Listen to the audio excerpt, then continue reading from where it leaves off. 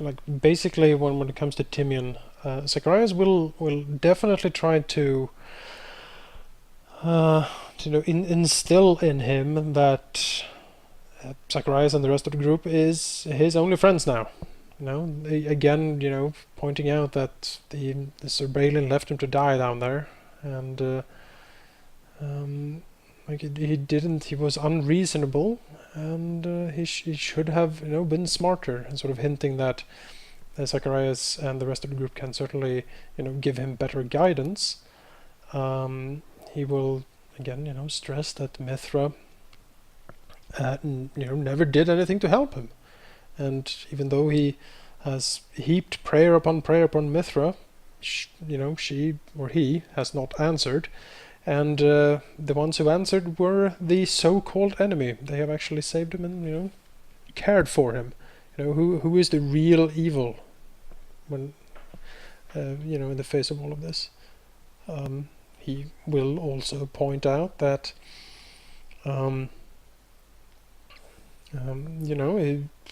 the group could certainly have use for someone young and ambitious, and someone to train as Timian, and Timian could learn from the group to be strong, to defend himself. If I learn from the group and be and serve and be justly rewarded, be given power, the free reign of ambition, do what he wants. He will also actually probably when he actually has first sort of calmed down the boy,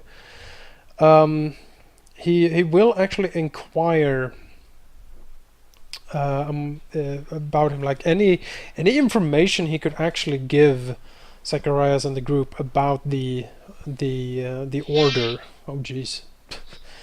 About the order of knights he was with, like their makeup, their strengths, like where did Sir Balin, the traitor, taken for patrol, is it anything of their defenses or strategies or tactics or anything like that he could impart to the group? If Timian seems unwilling to speak of these things, Zacharias will once again cast charm on him. Timian will actually seem as if he doesn't really know much about these things. He seems desperate, almost for some attention, as just something to put his faith into. He seems to be rather young, a rather new squire, actually, not having been with Sir Balin for so long, and not really having trained much. He seemed to come from a very northern part of Talengard, and sent down here so he could learn the way of the night.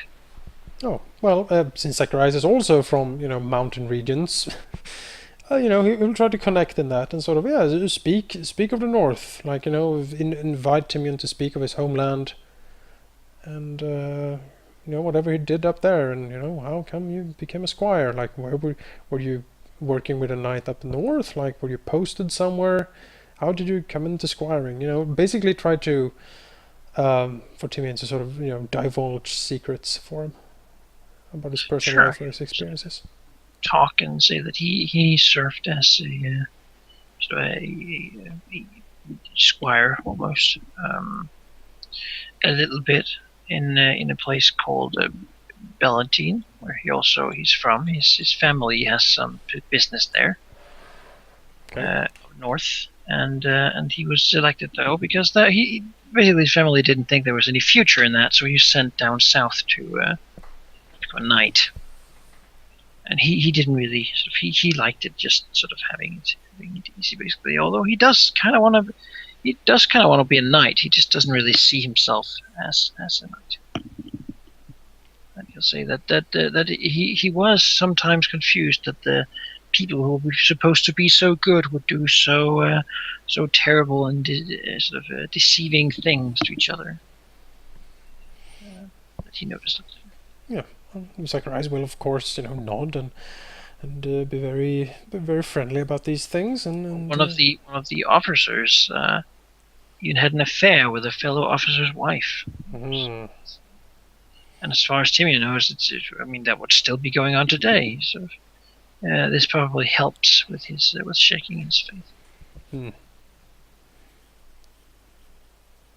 Zacharias will say, like, nod and say, yeah, you see, as he said himself, like, even these so-called good people, like, they betray, they murder, they are selfish, and that is part of human nature, and but knowing this and realizing this is actually a great step on the way, to use these same, influences and power to gain station, to get what you want. Sort of the art of and the art of manipulation is useful, as long as you know have a cause to fight for. Um, and at this point, Zacharias will probably, talk to Marcus or Asurius or both, and say that that Timian is like searching for a cause to fight, or searching for a strong type to training, but like telling them of his dreams to become a knight.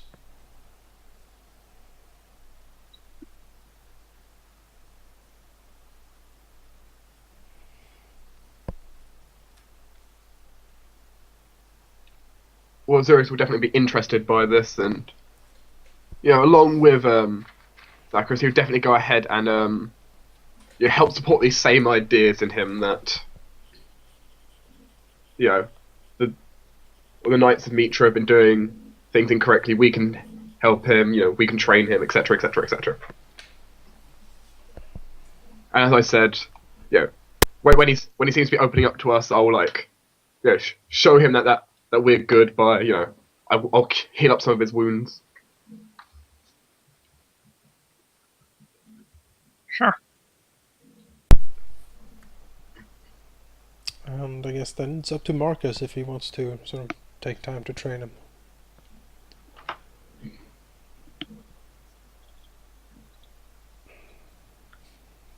Where's Yake?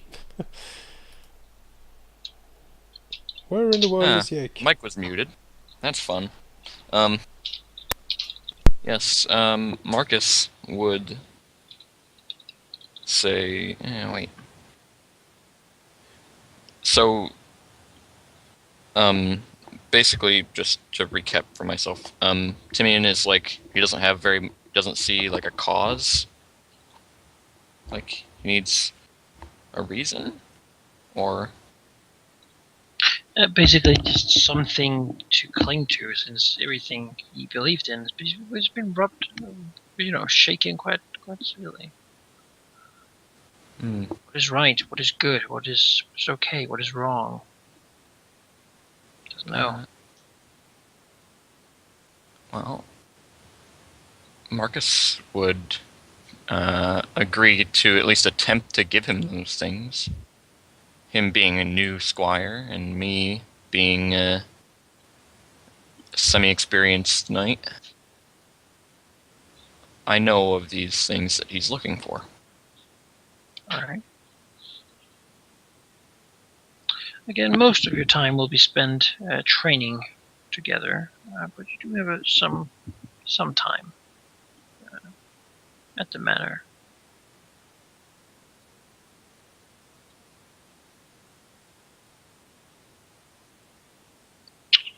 Alright then. Let's go on with the montage, shall we? Who wishes to start?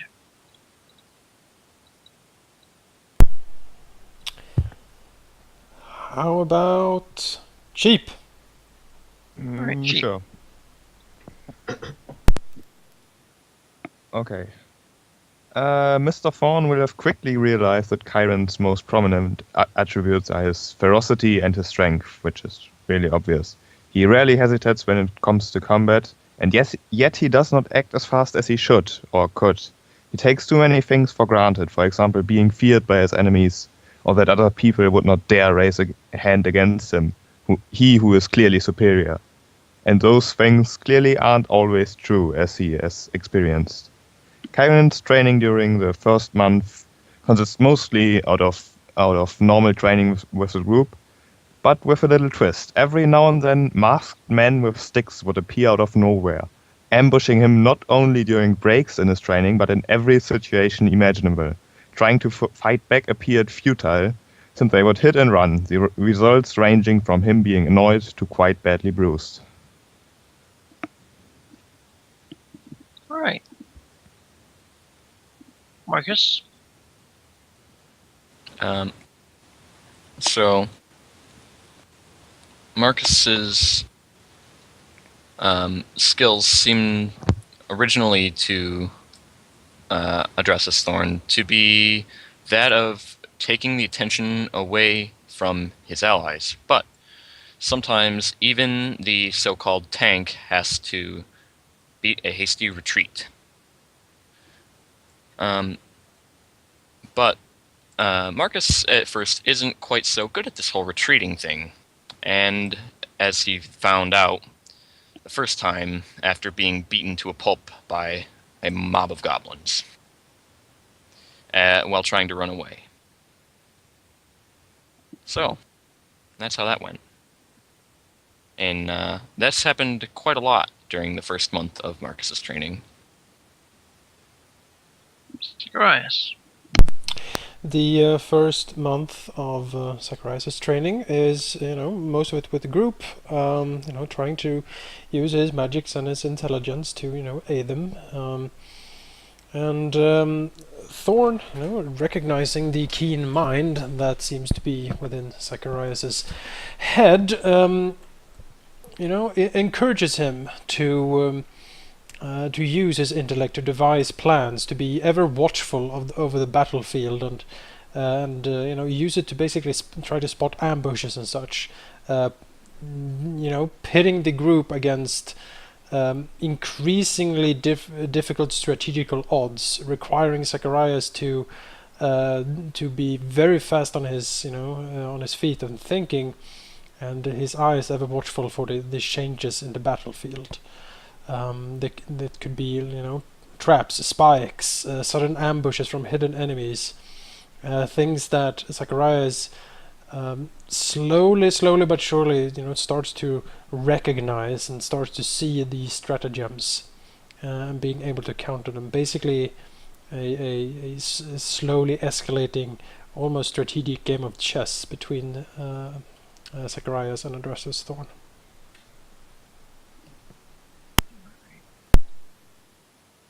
Sorius. Adrendus Form would have noticed Azurius's interesting combination of magic and frontline combat. They would have noticed Azurius questions his judgment too much, and as a result he reacts slower than he should in many situations. In the first month, while fighting with Jake against loads of goblins, as Jake was getting beaten upon, Azurius is fighting, he did not notice the fact that goblins were climbing up behind him and ended up basically burying him in a mountain of goblins. This happened several times, unfortunately. Alright. Cash. Yes. Cass being her main problem is that she thinks too highly of herself and that she's already as good as she can be, and no one is to tell her that she is not quick enough. So she trusts too much in herself in how quick she is, but fails to being quick enough and end up getting quite a beating by goblins. Alright.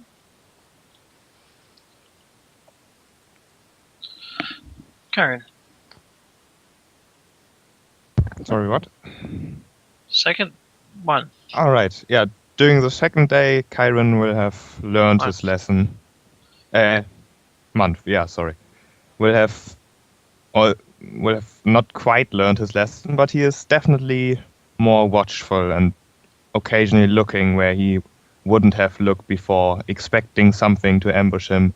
And more often than not, he is actually right. And manages to, not get ambushed and has a chance to fight back. Alright. Sorius. Azurius, while doing his combat training and helping others through healing and his other repertoire of skills. He sees sheep being surrounded by masked men. Or sees Chiron, to be precise, but I forgot his name, so I called him sheep. And just as he's about to be hit in the back of the head, I just quickly turn and utter a command spell, making the masked man drop his weapon and landing on his foot. Alright. Cash. Yes. Cass clearly seeing that she can still learn a lot, but she's not saying it because she's thinking very highly of herself. So she tries to give it a try to try and listen, and actually succeeds in being that quick that she actually makes sure that, let's just pick a Saurus to get a let's say a morning star in his head.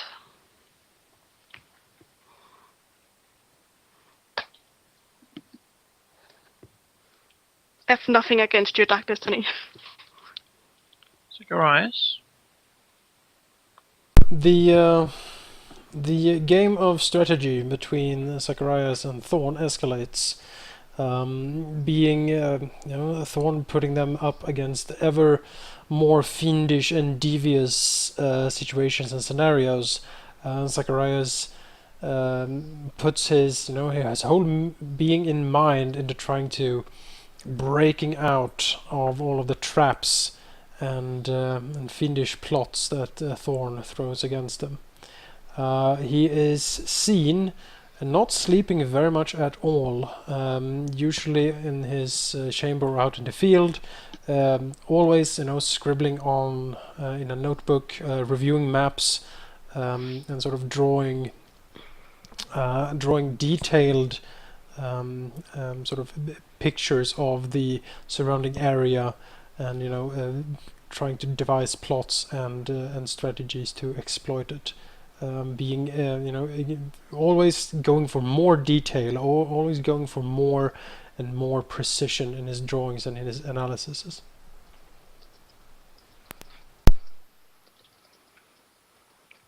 All right. Marcus.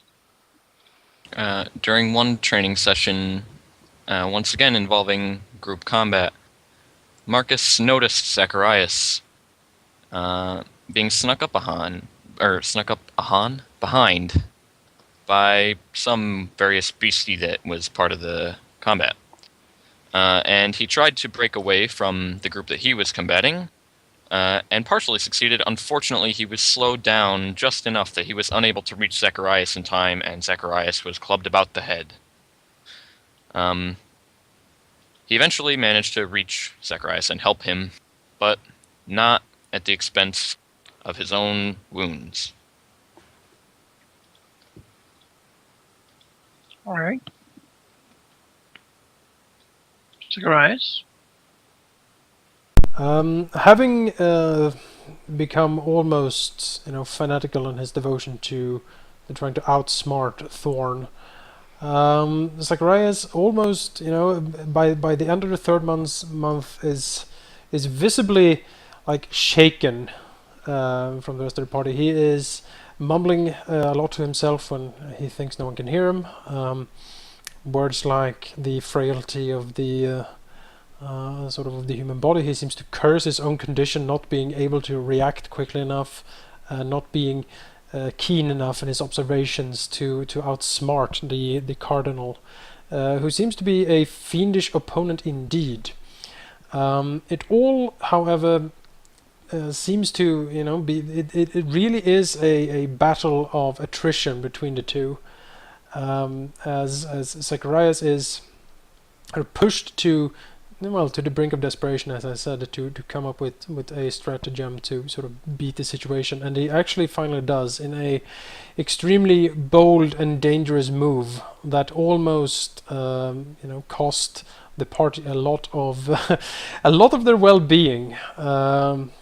only the sort of quick thinking of Zacharias and the quick acting of the rest of the group managed them to to throw them into safety, and sort of the plan to come to fruition, making the group able to completely sidestep a ambush that would have been completely devastating upon them, and actually fall upon the enemy from behind, and securing final victory in the last week.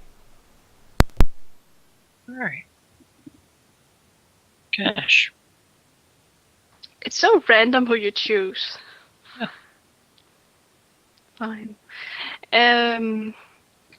Because you're using a lot of time to think, because she's really, really stubborn, but she comes. A memory pops up in her mind about her mentor telling her how to be patient and learn from your surroundings and do not be seen and always be quick. And that brings back feelings that Cash has almost forgotten, and tries to see this group as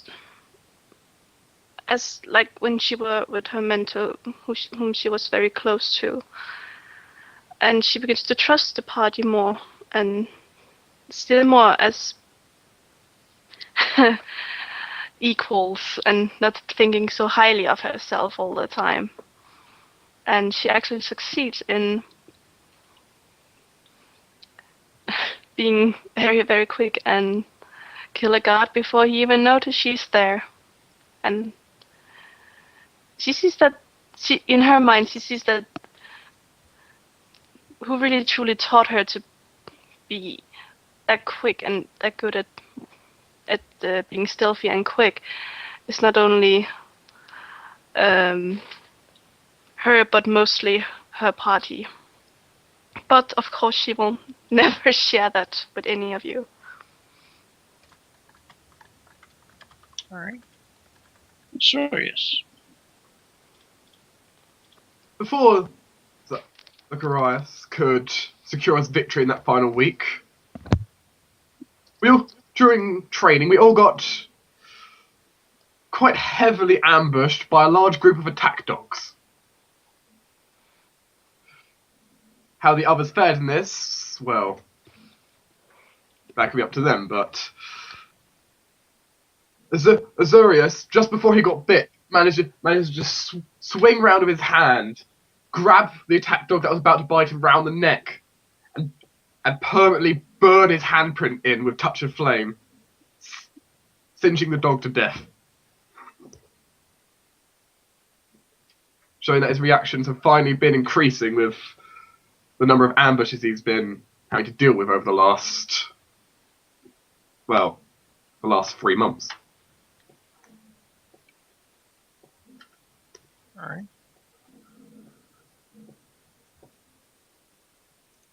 Marcus. Marcus, by this point, will have learned to be much more careful during his retreats, whenever they may have to happen. And he's gotten to the point where he can dart in and out of combat groups, helping those that need it, by just removing himself from any area that he's in and just kind of running over where he needs to be. So there's been multiple occasions where he's seen somebody that needs assistance, and the current person he's with is not exactly bad off. So he carefully withdraws, darts his way in between the foes, and runs off to help his ally. All right. Karen. In his last month of training, Chiron will have finally realized that caution does not mean hesitation, but something completely different. Caution means expecting things where you wouldn't normally expect them. And during his constantly being ambushed and annoyed and permanently being, ambushed, he finally, learns to be cautious, not hesitant, but he expects things where you should expect them if you don't want to get ambushed. And therefore he has a better understanding of how to act first and avoid getting surprised. Right.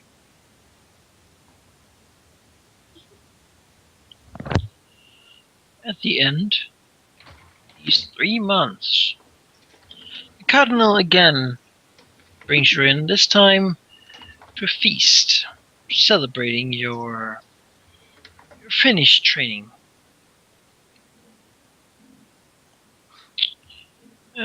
It's a nice big ceremony, lots of food, servants to serve, and as you are here, eating, drinking, enjoying a good time. How do your characters feel during the ceremony? Or this pre-ceremony feast?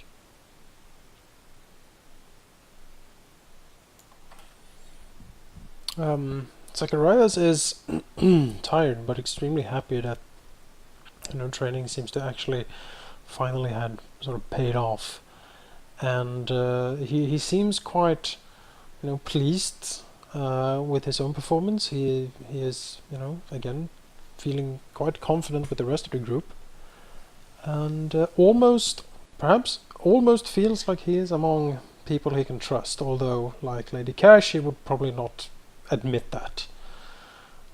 From time to time though he will have a sort of a glazed expression on his face, basically like his mind is wandering and he thinks back to something, and he seems to be pondering, like between the jabs and the laughs, he will seem to ponder something, and he might seem a bit troubled actually, sort of mumbling to himself about research being done, and something needs to be done about certain things, stuff like that. But he will certainly partake in the feast and the conversations. All right.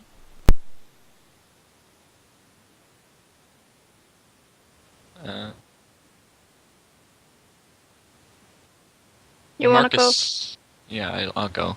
Okay.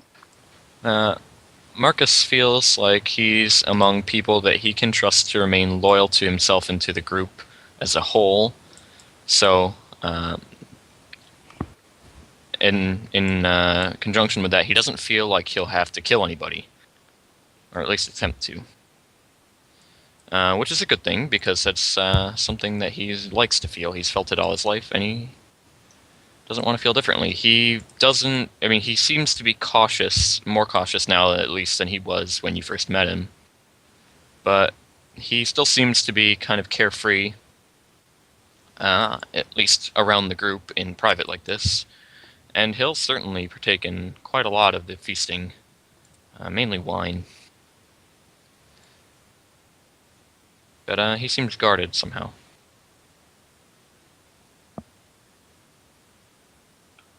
All right.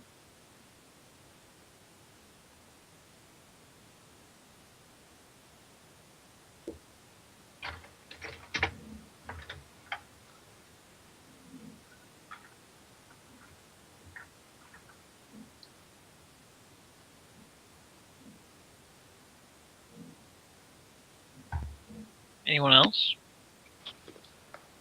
I guess I can go ahead. Though I thought Tyne had something she wanted to say. I do. I just want to know how.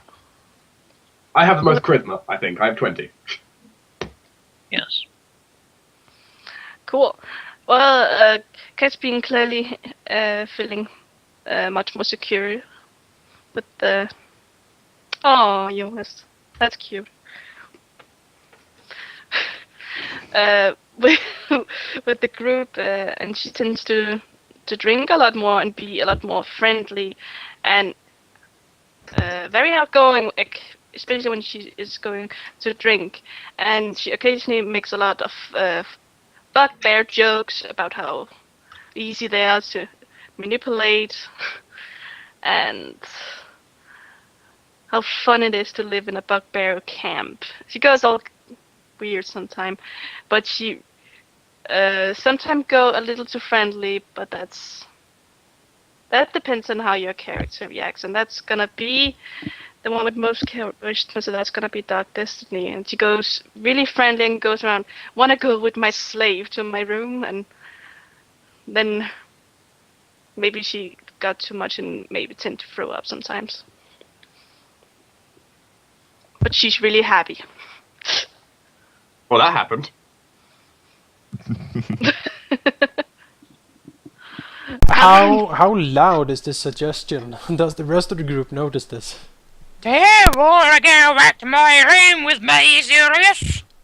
She's not American, so no. No, it's not gonna be loud. Hey, I can say Azurius will be curious about this. To go with her room with her slave. Let's just see what happens. Sure. Alright. So, other than that, Azurius, She's used to party with bugbears. Which is kind of boring. Because all the bugbears are scared of me. I think I misinterpreted what party meant in that context, but okay. Well, she's not really that civilized. It's been a while since she had a real party. And she's like, oh yeah. I almost died. we all almost died. Yeah. Several times. Azurius, other than having this moment with Cash, before that, and if he returns, Is it over that quickly? well, I'm not. We don't know how long. You don't know how long it lasted. We could be there the entire time. Make a fortitude save. Keep going. Constitution check. So, Azurius would be. He's back to his cheerful, generally quite outgoing. He's trying to be quite outgoing with you guys, making jokes about things that have happened that hopefully have blown over by now. And you guys are a bit more calm about.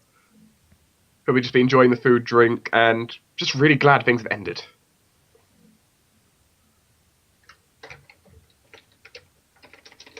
alright. Kyron's outward appearance will not have changed much. His behavior is still arrogant and dignified in a way that might annoy some people because he apparently thinks he's the best person ever. But he seems more open to giving compliments to the other party members. He quickly realized that Zacharias is someone that is quite powerful, and if there's one thing Kyron respects, it's power. And sooner or later he will have realized that the other three party members aren't so useless as he first thought as well. And he thinks he can more or less stand working with the party a little bit longer, which he didn't think at first. But working in a team isn't so bad after all. Alright.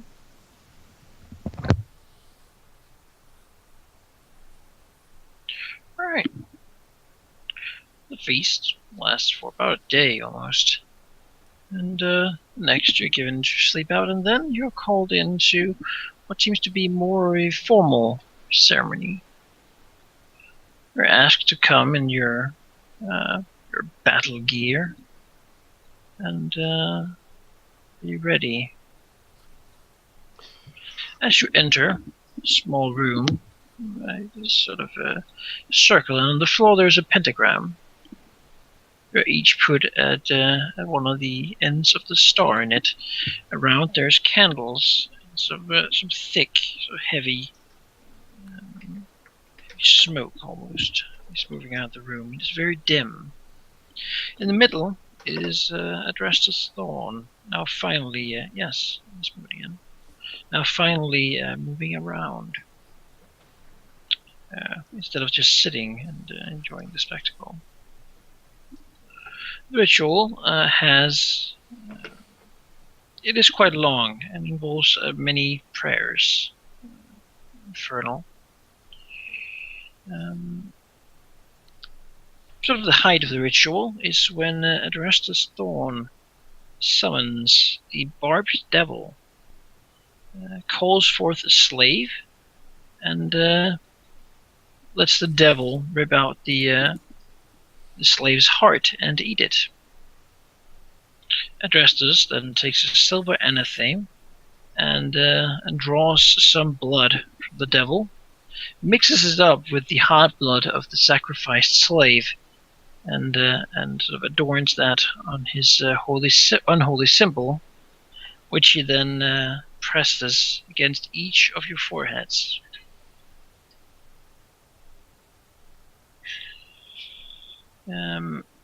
After he does this, you see the lights, the candles in the room sort of light up, and he says, "The Nessian knot is forged."